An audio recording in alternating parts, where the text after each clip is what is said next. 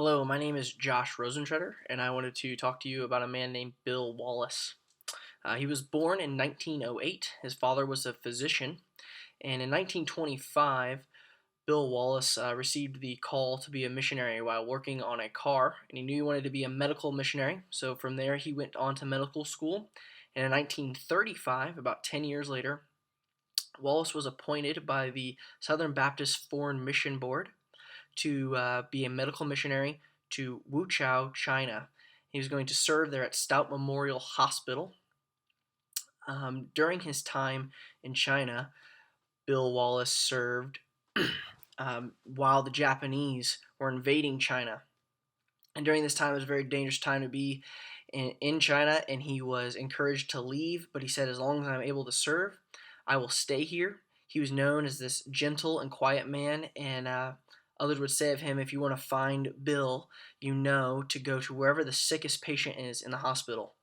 So he's known as this man who greatly cared for his patients, and during these Japanese invasions, he once had to move the hospital and all his patients by boat hundreds of miles, and he coordinated that and was able to do that successfully and just overcome a lot of uh, just the odds were against him and being able to move all those people safely. There's another interesting story I found about Bill Wallace where he was in the middle of a bombing. The Japanese were bombing hospitals, and one of his patients was in fear for his life, and so Dr. Wallace went and sat with him, and a bomb crashed through the ceiling about 50 feet away from them, and somehow, by some miracle, neither he nor the patient suffered anything. And in fact, somebody said they were 4 floors underneath him, and they were lifted off the ground by the explosion and given a concussion, yet he was still somehow miraculously saved in that.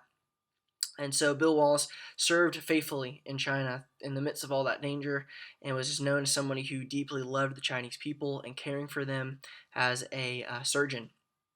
Then in 1949, the communists took over the Nationalist Party of China, and at that time, missionaries then were no longer welcome.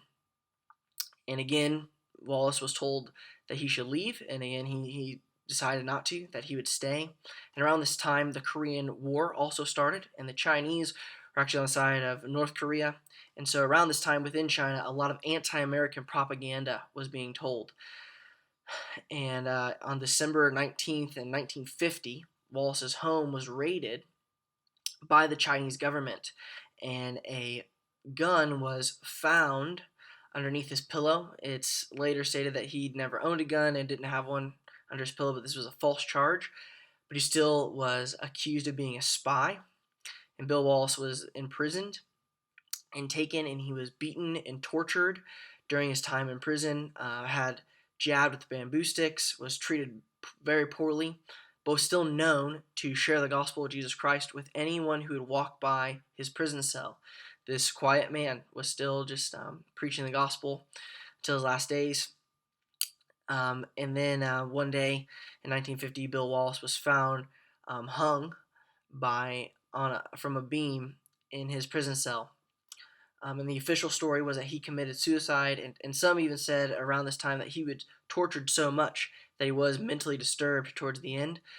However, an American doctor who was allowed to see the body said that there's no evidence that he would have died from this, but it looked like this was happened, that the hanging took place post-mortem, but there was a lot of evidence that he was beaten. And so it's known that Bill Wallace was a martyr. And he was a martyr because he loved the people of China, and he gave his life up for them, and he stayed in that dangerous place. And if you want to know more about Bill Wallace, you can read Bill Wallace of China, written by Jesse Fletcher. And his story has been used by many to receive the call to be foreign missionaries and to give their life for the sake of Christ. And he's just an inspirational Southern Baptist figure as an early missionary who gave it all for the people of China.